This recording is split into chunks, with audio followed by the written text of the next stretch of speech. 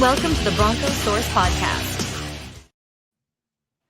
And welcome to the Broncos Source Podcast. My name is Steven with Adam. He's back, and same thing with Sean. Glad to have you guys back in here for another episode. Broncos with a win over the Colts yesterday, and I was talking to both Adam and Sean just seconds ago how, and we'll talk about it briefly tonight. But the Broncos did not deserve to win yesterday, but they did. They found a way to win, and they had their first winning season since 2016, guys, and it's kind of crazy to think about after all these years. And it's great, man. It's great. But first off, I want to give it to Sean. Sean, I want to hear your thoughts on it before I go to Adam. What were your thoughts on the game, your process going into the game? Because in my opinion, this was definitely a trap game. The Colts, they have, had a big comeback win against the Patriots last week. Came back and won. So I want to hear your thoughts on the game yesterday.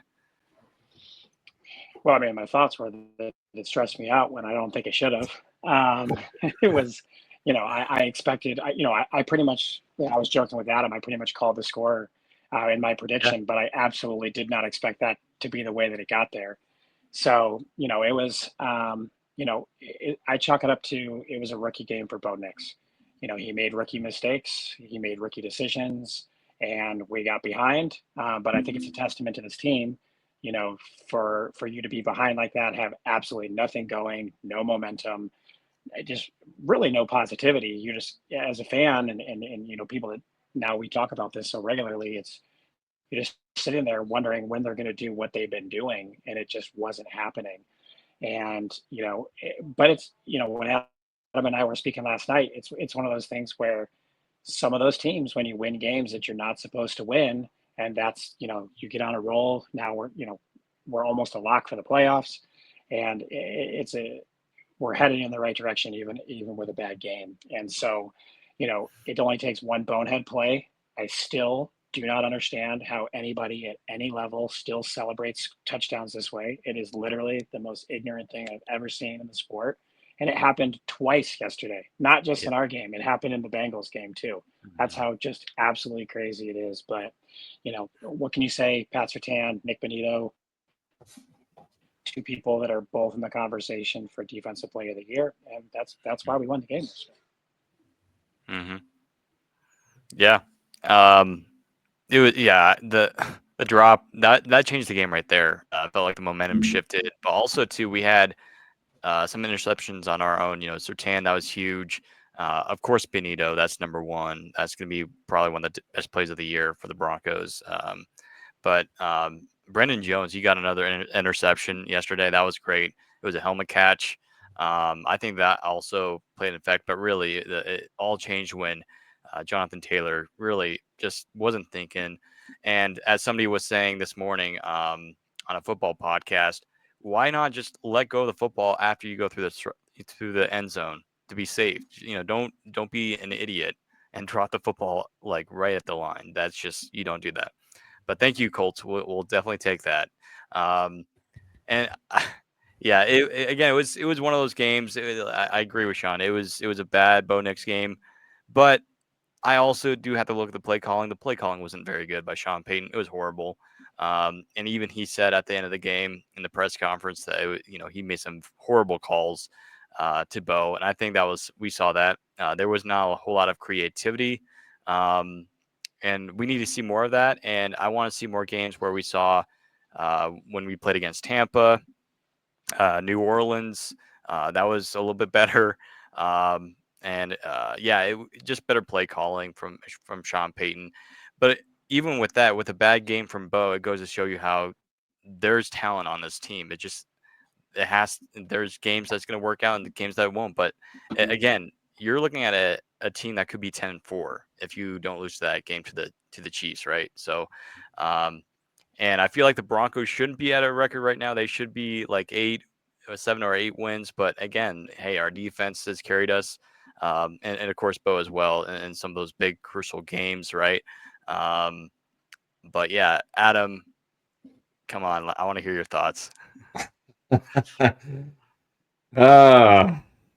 I know where that one's coming from. And I'm going to start off positive, actually, because we should be happy. We should be celebrating the fact that our Denver Broncos have a winning season. There's nothing anyone can do to take that away from them. They have clinched a winning season for the first time since 2016, I believe. So it's been a long time. And I also want to point out that the culture has changed because in the past, Bronco teams have not won games like this. No. Have started bad and they have ended bad, minus the Drew Lock comeback win against the Chargers and a couple other exceptions in the last 8 years or whatever, right? So hats off to the Broncos for that. You guys got that Adam experience during the game yesterday, and I've told Sean this a million times. I should not talk or text during games because I just am so mad. But after, I'm fine. I'm fine. I think with a clear head and all these things. But I've told people this on our podcast in the past. We have to, and I'm telling myself this now too. We have to enjoy the ride. This is where the Broncos are at, right? So my fault for going into this game thinking that we're, the 3-time defending Super Bowl champions and we're just going to stomp these guys. Like there's levels to this thing, and the Broncos just aren't there yet. But this game actually allows them to take a step in that direction because they can learn that, hey, we can't play like this for 3 quarters and expect to win all the time. We kind of got lucky. So I will say that. All of that being said, I am very concerned about the Broncos' running game. We played the worst rushing defense in the NFL yesterday, and our leading rusher was Bo Nix for 23 yards. Okay? So this whole playing the hot hand thing, it's not working out. It hasn't worked for the majority of the season. The only time it worked was last week when Jalil kind of went off against the Browns, right? And I think, to Sean's point, to Steven's point earlier with Bo Nix, he's become too much of a gunslinger these past couple of weeks, and that's because we can't run the football, right? So when your rookie quarterback feels like he has to do everything, and I'm not excusing Bo Nix for these mistakes, because that one to Franklin, I'm like, what are you doing? Did you not see him? And it wasn't even, if I remember correctly, Sean, he didn't even drop back into coverage or disguise it. He was just there. And Bo still was just like, I'm going to throw this ball and hopefully it goes through his stomach. I don't know what that was. But I think Bo is feeling a lot of pressure from the offense not supporting him in the run game. And honestly, we're seeing it in Buffalo right now. If you can't run the ball effectively, or you've seen it in Buffalo for a few years now, if you can't run the ball with your running back, put some more RPO into that offense and let Bo run the ball like Anthony Richardson did. You're telling me that Bo Nix can't make the plays that Richardson made yesterday, especially on that 23-yard touchdown? I think he can. So that's one thing. And then the whole Jonathan Taylor situation where he's dropping the ball before he gets to the end zone. The Broncos are lucky. If he scores that touchdown, in my opinion, the way they were playing yesterday, that game is over at that point because they could not move the football to save their lives. And my big thought the whole time, and the whole game, even though they won the game, was like, you guys had 2 weeks off, and this is what you're giving us? Did you guys think that you were going to dink and dunk your way to a win? Like these calls on 3rd and 7 where we're throwing it for a yard. I'm like, what are we doing? I don't know if Sean's telling him to protect the football because he's turned it over, but that's your quarterback at this point. You're rolling with him, so we got to make plays. You know what I mean? And so I thought the Broncos came out flat. They were unprepared. They let the Colts punch them in the mouth the entire first 3 quarters, in my opinion. They're lucky that they're playing a team with supremely the worst quarterback in the NFL, and I'm not afraid to say that. Because the Colts, they're not a bad team overall, but they have a horrible quarterback, and the Broncos, they benefited from that. And the only other thing I would say is I really wish Surtain wouldn't have picked off that ball because then he would be okay. We really didn't need that interception, but on that point too, I don't want to hear people in the media or anyone else, and you two may disagree with me on this. I don't want to hear anyone question Sean Payton on why his player was in the game. It's his player. He makes the decision. If he's healthy, he's going to play. The game's not over, so like I don't want to hear people asking him that question. I don't want, it's he went in the game because he was cleared to play. It's not like they were like, your ankle hurts, but too bad we don't have another corner. So that's another thing, and you guys can touch on that. And then the last thing I'll say for real this time is Nick Bonito. If you're listening anywhere in this world as a sports writer, someone who has a vote, he is the defensive player of the year, and you better put some respect on that man's name. And also, he's going to get paid, Steven. Oh yeah, absolutely. And speaking of Pat Surtain, did I see Levi Wallace in the final few minutes of the game? I thought I did. No, he was not suited up for the game. I thought I saw the number, inactive. but I'm like, he was inactive. That was Chris Abrams-Drain taking his place on that side of the field. He's been playing very, very well. And then Mathis. Yeah, Mathis is taking a big leap forward. Of course, McMillan, he's been great. Gosh, he's been so good. And that's the thing too. The Broncos have depth in that position, but still, you can't afford to lose Surtain. And I think reports came out today that he should be okay, maybe to play Thursday, but still, I would rest him for the playoffs. I mean, I'm not saying. I mean, the Chargers is probably gonna be. I hate saying this, but the Chargers game is probably gonna be a loss. I would be okay with it. I mean, the Broncos, they still have 2 games left. I think Bengals is a winnable game, much more than the Chargers, in my opinion, because the Bengals defense is, non-existent. The Chiefs are going to be playing their bench players on Week 18, so that's almost a guaranteed win, in my opinion, because we almost beat Kansas City in Kansas City. And, and Kansas City was not, quitting by whatsoever. They were playing really hard when we played them in Kansas City. So I definitely see at least 1 or 2 wins. But again, you don't want the Broncos to get cocky over the last 3 weeks. You can't be complacent. You got to do your job. You got to win at least 2 games, in my opinion, if you're the Broncos. 1, you're in. Okay, great. But you don't want to go in the playoffs on a losing streak or having bad momentum, because that's the worst thing you can do. And as of right now, the Broncos would be playing the Steelers in the first round of the playoffs, and I think it's pretty much guaranteed that it will either be Steelers or Bills will be playing the playoffs. So run the football. Learn how to run the football. If you can't run the football against Pittsburgh and you go in there expecting to win a playoff game, it ain't happening. You're getting blown out. And I have a question for you guys. First off to Sean. Oh, go ahead, Sean. Well, I was just going to say, if those are your 2 matchups, there's a high likelihood you're playing in the snow. So you better figure it out. And I was going to chime in when Adam was talking about the running back. I'm okay with the running back committee, but there's something to be said about someone that knows they're the guy, right? So just pick who it is. And if he's not having a good game, I understand you go to the next guy because you got 2 other capable backs. But if it's Estime, let it be Estime. If it's McLaughlin, just let it be.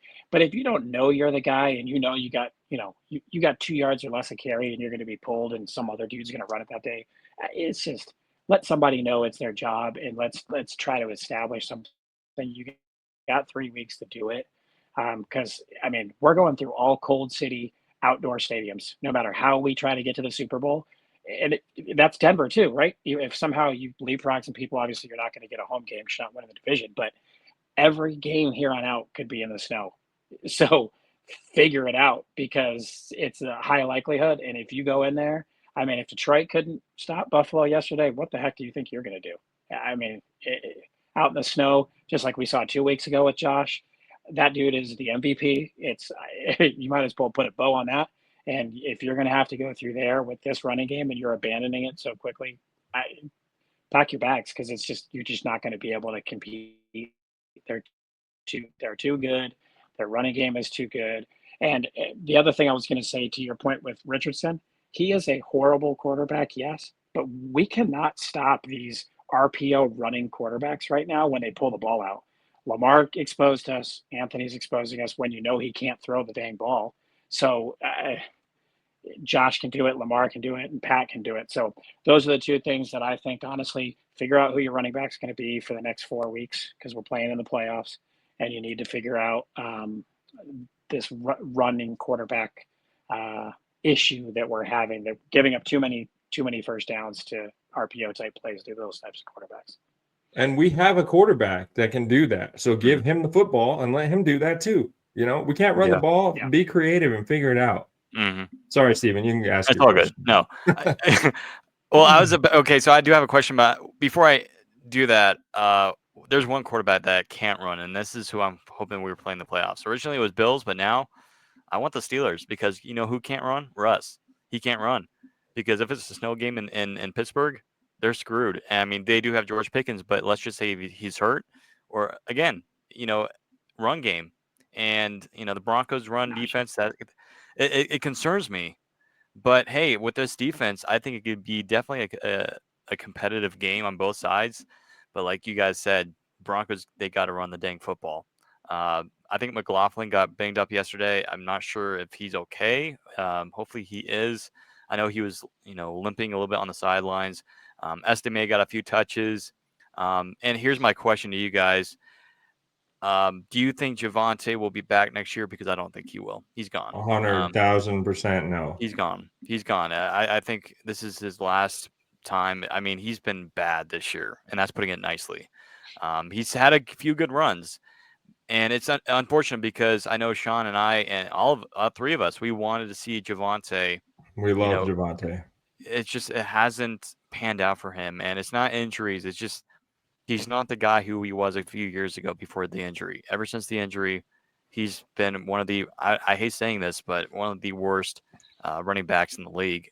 And again, that's putting it nicely. And we wanted to see him have a big year. We wanted to, at the start of the season, we were talking about how we wanted to have Javonte being almost a comeback player of the year type of season. And it just hasn't panned out. So my question to you, and I think Adam already gave his answer, but will we see Javonte back next year? Because my answer is no. You can't have an average to below average year in a contract year. I mean, you're in a position that they don't want to pay. You have an injury history and you're not having a great year. And I know Adam and I kind of texted a little bit last night, and it's, you know, we're kind of in that like first running back off the board, you know, range for the draft next year. Do you go get an Ashton Jeanty? Do you go get is it Scatabo? I forgot his name on it. Yeah, Cam Scatabo. Do you go that route? You're not paying anybody. You seemingly don't love any of these dudes unless you have more faith in Estime going next year. And we kind of established in previous podcasts that I think we have more weapons in the receiver room than we thought we did. So maybe that's a direction that you go. But to answer your question, I love Javonte. He's one of my favorite guys. I don't see a scenario unless it's on a super low team friendly deal that he's back here for any reason next year, unfortunately. Yeah. And I would like to also point out that not all of this is on Javonte. It's not a coincidence that none of these dudes can run behind this line. And I'm not saying the line is terrible, but they're probably a little bit better in pass protection than they are in run blocking. And that's an issue that a lot of teams deal with sometimes. You know, you're either one or the other. It's hard to have both. Like the Detroit Lions are both. But, you know, I think that there's something to be said about the fact that all the running backs struggle behind this line. But I will say, Adam, let me ask you a question on that. Because from when you hear people all around the country talk about the line, it's Miners is so good at the run. And when we signed McGlinchey, he was bad in pass pro, but he was good at the run. So we've got all these guys that are supposed to be good at the run. What's the problem? It could be scheme. I know the scheme fits for Bulls, you know. That's why he wanted to come back here. It could be a number of things because Powers was known as a run block guy too, and it's just not working out. But I will say, if the Broncos are going to make a deep run, the answer on this roster is Audric Estime. We have to see what that guy can do. In the small patches that he's been able to carry the football this year, he's been impressive. He's a bruiser. He doesn't go down easily. I think he's better at identifying the gaps, the holes, better than the other two guys. So I think that should be the guy. I'm not the coach, so I can't make that decision. But I think that if the Broncos want to find some success in the running game, it's got to be more Bo Nix RPO. Let him keep the ball sometimes, and then also getting Audric Estime in there. And I'll keep that answer short, Stephen, before we get into the Chargers game. But that's what I think. And unfortunately, I don't think Javonte will be back, but we will wish him the best because we love Javonte. Yeah, and Jaleel, I think Jaleel will 100% be back next year. It'll definitely be one of the options. But yeah, I wouldn't be surprised if Denver goes out and gets a running back next year, because that's arguably one of our greatest needs, other than a tight end. Again, one option. Again, this will come later in the offseason once we get closer to the draft. But Loveland from Michigan, I really like him. It would be awesome if we could get him as a tight end. I'm sort of a U of M fan, so I would love to get him. But yeah, no, running back definitely also a need, big need for our Denver Broncos. For the Chargers on Thursday, this is a huge game for Denver. It really is. And, the Broncos, this is not a win or out sort of situation, but it is still huge for playoff implications. The Chargers, they got blown out yesterday by the Bucs. Thank you so much, Baker, for baking yesterday. But it was an interesting game. I watched a little bit of it. McConkey, he's pretty darn good. He's their only good wide receiver, but we already know that the Chargers they're gonna run the football. And Dobbins has been having a good year coming over from Baltimore in the trade. I believe it was a trade. Was it a trade or a pickup? I think he was a free agent signing because he was just too injured, and I think the Ravens just let him go. But also, he's not playing. He's on IR. Okay. As far as I know, no big surprise, because he's been banged up, and it's just the injuries. The Chargers, they're going to charge it maybe at the end of the year. Who knows? But I still think this is going to be a tough game for Denver, especially coming off of what we saw. But who knows? Maybe the Broncos they'll capitalize on their mistakes. But again, it's a short week. The Broncos are banged up as well. Same thing with the Chargers. So I don't know. It could be a defensive game, heavy defensive game, low scoring game.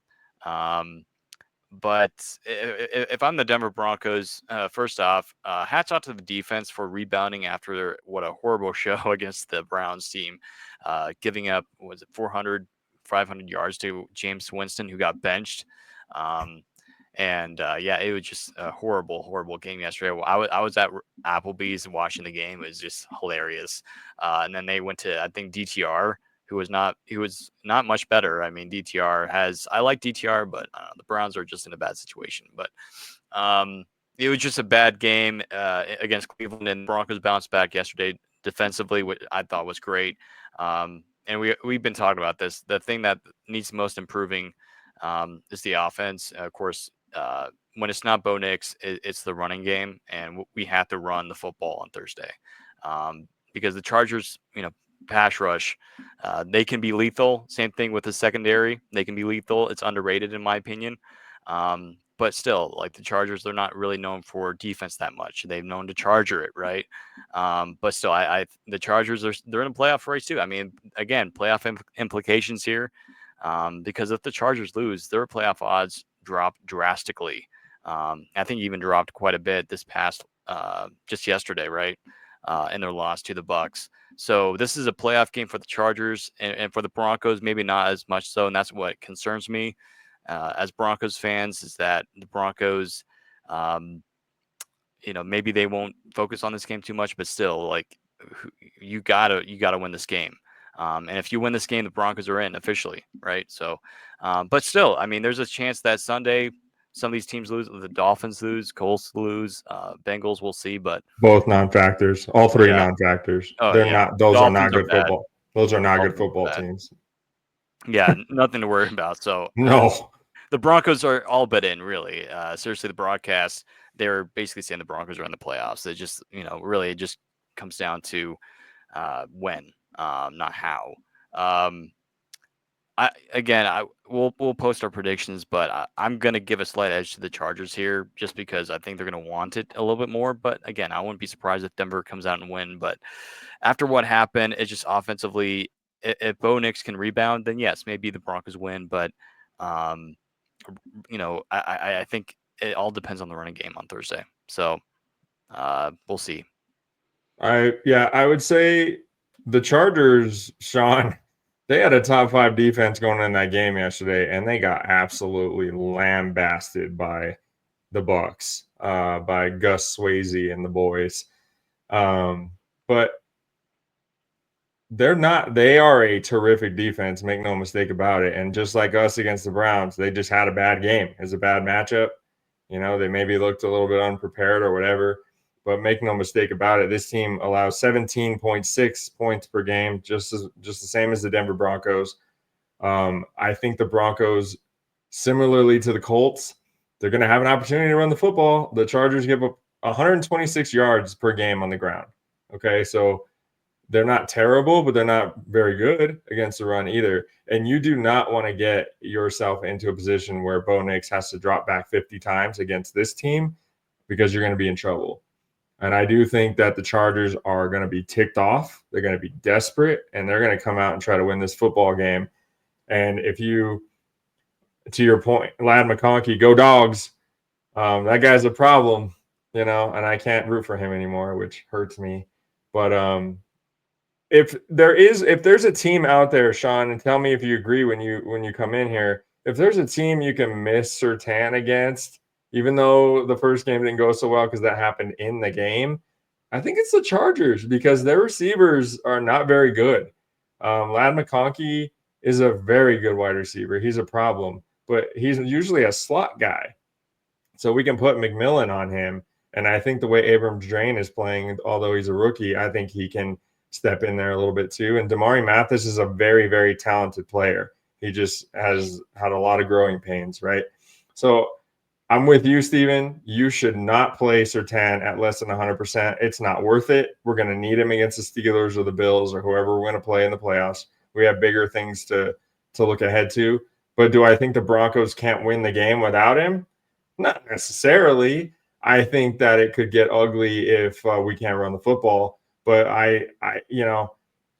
it's going to be a home game for the Broncos. We all know that in LA. So, I don't think crowd noise is going to be too much of a factor. I could be surprised by that.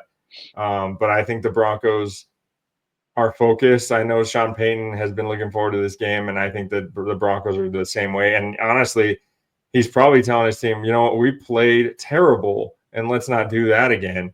This coming week, let's make up for that, and let's fix some mistakes. So the Chargers defense is fierce, man. If we're not running the football, we're going to get blown out, in my opinion. But I think the Broncos have a good chance to win this game, and I don't think their focus is going to be on anything but winning the game, Sean. Yeah, and I mean, Vegas is going to have this as a coin flip, right? It's a short week where similar seeds, there's a lot of things that are happening. What I do think is in the first game, I don't think that we anticipated or expected McConkey to do what he did. And I think that we let him just kind of get away from us. And he's truly their only weapon. There's really nobody else to fear. And I do think Pat Surtain will play. He was, I believe, if I read correctly, he was a full participant in practice today. That dude's a dog. As long as he's not risking further injury, he's gonna play. And I think he's fine. His dad said he was fine. I think it was more precautionary. He went through all the practice today, from what I understand. I think he's going to play. And the Chargers, they have no weapons. McConkey, you know what he is now. You've seen it. You got film on him. You may have overlooked it before, but I think they'll be prepared for that. Like you said, defense is a toss-up, but this is just the time of year where Stephen, you said it multiple times on this podcast. This is what they do. They are a playoff team. Everybody thinks they're in, and they completely roll over and die on the backstretch of the thing. It doesn't matter who the coach is. Justin Herbert's a fantastic quarterback. Nothing has changed. Everything is the same. The Chargers Charger, the Raiders Raider, and it happens at the end of the season every single time. I think it's going to be close. Obviously, we can't come out and do what we did in the first half of this game. I do think Surtain will play. I do think we will win in a one-score game. And obviously, we'll follow that. And if he doesn't, my prediction may change come Wednesday. But, I'm honestly, and I haven't watched it, but my concern was DJ Jones's finger and Roach went to the sideline towards the end of the game too. Those ones, I mean, obviously Surtain's the dude, but I think he's ultimately going to be fine for the stretch run. But to lose both your D tackles to some type of weird injury, I'd like to follow those two. Those are the two that have me more concerned than Surtain right now. Mm-hmm. Yeah, DJ Jones has been a dog. I really like him. I think I'm a little bit less worried about Roach. I think Roach was able to, move around quite a bit. I think he got up almost immediately. It was, and I think it was, I don't know. I saw something. It might have been just a cramp, which hopefully that was the case. But yeah, Jones, he was clearly in pain. Almost looked like he broke something, which is the worst case scenario. That means out for the year probably. And he did not practice today. Yeah. But hey, as long as right? Surtain's okay, hey, that's great because Surtain, you can't afford to lose Surtain. So if all signs are good for Surtain to play Thursday, hey, great. You don't want him to go fully 100%. But if you have Surtain on McConkey, on Thursday, I think the Broncos have a really good chance of really slowing down the Chargers' pass game, which is not much. It's really about stopping that run. And the Broncos' run defense, while we've seen some gaps this year to where they've given up a lot of, we saw that yesterday, right? To Anthony Richardson, you gotta slow him down. You gotta slow Lamar down, and again, if we go in the playoffs against the Bills, you gotta slow him down. But it's been hard for several years for the Broncos to do that. But Broncos are a top 5 rush defense right now. So hey, if we can slow down whoever's going to be running back behind Justin Herbert in the backfield, I think we have a chance to win. It's just that after what happened yesterday, I don't have a whole lot of confidence because again, the Chargers, I feel like they always have one guy you never hear before just have an excellent game.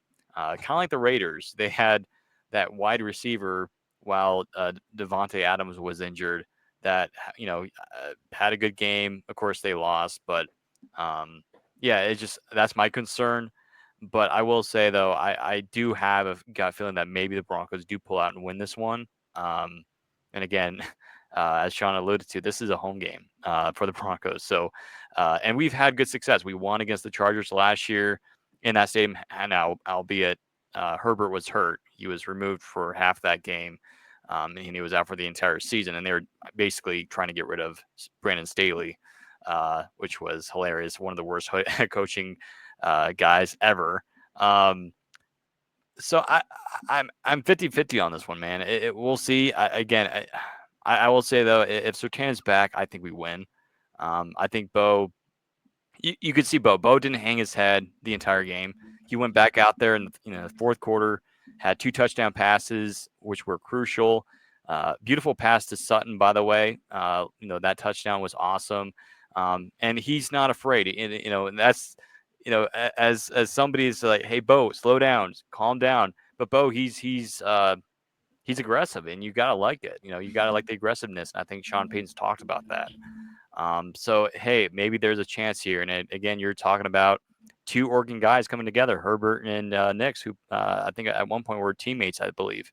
And so we'll see. So I just want to make one quick point, Yeah. Steven. Mhm. If the Broncos win this game, you can essentially, unless the Ravens lose 2 out of their last 3 games, you can pack your bags for Pittsburgh because the Broncos are pretty much going to have that seed. They're going to have it they're going to have a death grip on it. You know what I mean? Mhm. There is a chance now. The Steelers and the Ravens play. Then the Ravens have to go to Houston on Christmas as well. So there's a chance here the Ravens could lose these next 2 games. The Broncos could win the next 2 games. And it doesn't matter that the Ravens won earlier this year. Yeah. The Broncos would be ahead of them. So, I mean, if we could go to Houston in the first round, oh, man, that would be Great. That would be awesome. So Yeah. I think my only point that I'm trying to make here is that the Broncos have a lot to play for. I don't think they're satisfied with a 7 or a 6. No. They want to be as high as they can get. And I know Sean Payton has that killer instinct in him too. We didn't quite see it in the game plan for whatever reason. Maybe he just didn't take the Colts seriously. I don't really know, but there's a chance here. The Broncos aren't locked into the 7 or the 6, so I'm interested to see what happens with the Ravens and the Broncos moving forward. But if, you you can pretty much end the Chargers' hopes of being the 5 or the 6 with this win, essentially. Mhm. So Yeah. I want to win the game. I don't really care that we won Yeah. and clinched Yeah. the winning season last weekend. Yeah. That's over. We got another game to play, and let's go beat the Chargers. Mm-hmm. Yeah. Again, we don't want to play the Ravens in the playoffs. Absolutely not. I don't think we can't. We're not. Unless they go 3-0 and the Steelers go 0-3, which ain't gonna happen. Yeah, so. it's not. Yeah. Yeah. Again, now as I look at it after watching yesterday, Josh Allen, again, he's MVP. I don't want to face. I mean, if it's a snow game, the Bills are going to find a way to win it in that stadium. But I don't know. The Bills, they've lost in the playoffs before. They've won the season. They've been great in the regular season for the last several years, and then they just fall in the playoffs. So, Yeah. but I do think the Broncos, like I said earlier, the Broncos, I think looking at the schedule, honestly, this is just my personal opinion. I think the Bengals might be the toughest game on the schedule remaining. I think the Chiefs is a win, easy win. Now, again, the Chiefs might be like, hey, they're rivals, but honestly, I think the Chiefs might be like feeling bad. I don't know. Maybe they'll feel bad for us. I really don't know. But we do know the that. only thing feels bad is that ankle for Mahomes, Yeah. and he ain't gonna play a meaningless game against the Broncos when his ankles. No, Yeah, not a and chance. they're gonna be they're gonna be playing their best hurt, players. If he's hurt and they've clinched, he is not going to play. Yeah, and so that's a win against Kansas City. And again, if you win another one, that's 11 wins on the season. The Broncos have a chance to win 12. Go to Houston.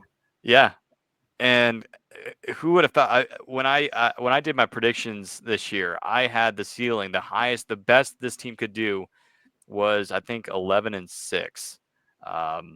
And who would have thought that they would almost meet or go higher than my expectations? But overall, in my predictions, I had them at 9-8, and it's just been unbelievable to see this team and win games that last year, arguably with Russell Wilson, you're not winning that game. Like last year, we're losing this game against the Colts. We would have lost against the Browns easily. We would have of course, we would have already lost the Steelers in the Seahawks game. We would have had arguably a few more losses in there as well. But to see this team stay aggressive, stay in the fight, and just no quit whatsoever has been something that, again, Adam alluded to, culture change, really. It's all about it. Sean Payton brought it. And while I'm somewhat happy to see Russ doing well in Pittsburgh, it wasn't Sean Payton's fault necessarily. It just wasn't a perfect match. And I think Mike Tomlin has done wonders as he normally does, and he did it with Russell Wilson. Hey, great. Sean Payton now has his guy in Bo Nix, right? So it's a marriage that we're going to see grow over the next several years. And Bo, I think after yesterday, maybe his odds of winning Offensive Rookie of the Year has gone down a little bit. I think it's still there, especially if he has a nice finish to the last 3 games of the year. But I'm excited, man, because this is the last time the Broncos were in the playoffs. I was in middle school. We're old, Sean. Yeah, I was not in middle school. Hey, Steven, I just want to say, too, before we wrap it up, hats off to Marvin Mims and to Nick Bonito because they changed the game yesterday. Yeah. Without Marvin Mims, I don't think we win that game because the offense was not moving the football. They weren't going to drive down, unless it was like a penalty or something like that, something crazy. So, and I want to also say we want to close off on a positive note. An ugly win is a win. And if you get to the playoffs and you win an ugly game, we're not going to complain about that. It's a win in the playoffs. So if this team can learn how to win ugly in the regular season, they'll have a great opportunity to do that in the playoffs. And sometimes on the road, dude, you got to win 13-10, 16-10, 16-13. It's just going to be one of those opportunities for the Broncos. So I think in the grand scheme of things, Steven, even though my texts said otherwise, it's a good thing that the Broncos went through this yesterday. And this defense forces turnovers. Just block me during the game. This defense forces turnovers. Turnovers in the playoffs are make or break, man. Just get there. Win this weekend. Get there. Punch your ticket. And I think we're going to. Yeah. Well, good stuff, boys. Thursday is going to be a game that we should watch and get the champagne ready because, well, maybe not celebrate too much because we want to win the playoffs as well. Because you never know, this team could go on a ride. You never know. We've seen crazier stuff happen in the NFL. I don't know. This could be a fun year. Despite and listen, even good teams have games like what happened yesterday. Even really good teams. And again, Adam, you alluded to it. Sean, he's talked about it before. You got to win the ugly games, and you got to, if you're a good team, you got to win the ugly games because those are huge, and those could be make or break situations. And this is a great learning curve for Bo Nix, right? 3 picks yesterday. Again, like I said, he kept his head high. He didn't, go all in. Now the Broncos, they started, running the football there at the end because the win was guaranteed. But he did not quit. He threw a touchdown pass. He threw more passes, and he was aggressive. That's what we want to see, right? And that's what He's not helped. the problem. He's not the problem. We're at the He's start of the not. year. At the start of the year, there were questions going around Broncos country. Oh, he's not it. Oh, it's this. He's not, like Adam said. He's not the problem. He's not the He's problem. not the problem. You can't. You Yeah. can't expect a rookie quarterback to carry you Yeah. with no running game. You got to support him on the ground. You have to. Yeah. And if you're defense and running game. Exactly. Yeah, defense and running game, and that's going to travel, and that's how we're going to make it to the Super Bowl if we're going to make it. And to your point, Steven, why not? You get in. Why not? Yeah. You can win 3 games and get to the Super Bowl. Why not, dude? Yeah, we've seen it before. There's not Atlanta, but we've seen in years past to where teams go on a stretch and then they just go all the way. And I know it's not baseball or NBA, but that stuff happens in the NFL. Maybe the Ravens, dude. We were the first casualty. They were, and some of these teams they go 13-4 the entire season, get out in the first round. And last year, the Packers, they were the 7th seed. Man, they went. They nearly went to the championship game in the NFC, and with Jordan Love, who honestly didn't have that great of a year. Now he was good, but the defense really carried the Packers, and the same thing is happening this year. The defense, Packers wise, is excellent. Offense is good, maybe not excellent, but it's good for the Packers. And I just feel like the Broncos, they have that chance. They have teams in front of them that they could definitely win. If they go over the hurdle in the first round, dude, this team can catch fire and go 100%. to maybe the championship game. Maybe not go to the Super Bowl, but definitely the championship game. And I know some people might think I'm overreaching a little bit, but hey, I've seen crazier stuff, dude. So we'll have to wait and see. And talking about the rookie quarterbacks before we end tonight, Drake May, I think he's going to be a great quarterback. The problem is doesn't have a whole lot of player makers around him. Caleb Williams, same thing. It's the Bears. The Bears are going to bear. And Caleb Williams, he's been playing his heart out in a lot of these games that they've lost. Horrible losses, right? Jay Daniels, he's going to be a great quarterback, man. It's just that Washington, I feel like it's McLaurin, that's it. He's got to get more wide receivers. I wouldn't be surprised if they go out and get a wide receiver in the draft. But yeah, Bo Nix, all these rookie quarterbacks, it's their rookie year. Let them relax and let them develop. And we're seeing Bo Nix do that right in front of our eyes. Again, this is really the first year of a rebuild, and we're going to the playoffs, which is crazy. And it's exciting. And the times have changed and it's shifted. And now I think the Chiefs, they gotta be scared. I know, Adam, you said it on one of the last podcasts that we did. The Chiefs are scared now because now they see a dynasty in Denver that's starting to grow. And I think they have no and the Chiefs, they're going downhill, man. I think this is one of the last years of their dynasty before I think they're going to start falling off a bit. And the Broncos, that would be great. It would be awesome. So we'll have to wait and see. But Thursday, we're going to celebrate officially clinching the playoffs by beating the Los Angeles Chargers, and then we'll hopefully finish off well in the last 2 weeks. But really, if you're the Broncos, all you need really is one more win. But really, I see 2 wins on the schedule, easy wins. Maybe 3. Maybe even win 3. Exactly. We're here to win. We're here to win games. Exactly. We're not here to back into the playoffs. Yeah. Let's do it. Yeah. Let's end the season on a hot stretch, 3 straight. And the Broncos have already won 4. They've already won 4, so they can win 7. Magic number 7 going to the playoffs. Let's do it. It's gonna be a lot of fun. Bolt down, boys. Bolt down. Hey, don't use Bolt though. You don't want to do Bolt with the Chargers. You get it? Bolt down. Oh, okay. First time. I was Their like, thing is bolt up. Bolt. Yeah, bolt down. All right, folks. Thank you so much for listening to this edition of the Broncosaurus podcast. Go ahead and listen to us if you have not already on YouTube, Spotify, and Apple Podcasts. On behalf of myself, Sean, and Adam, thank you so much for listening, and we'll catch you next time, Broncos country.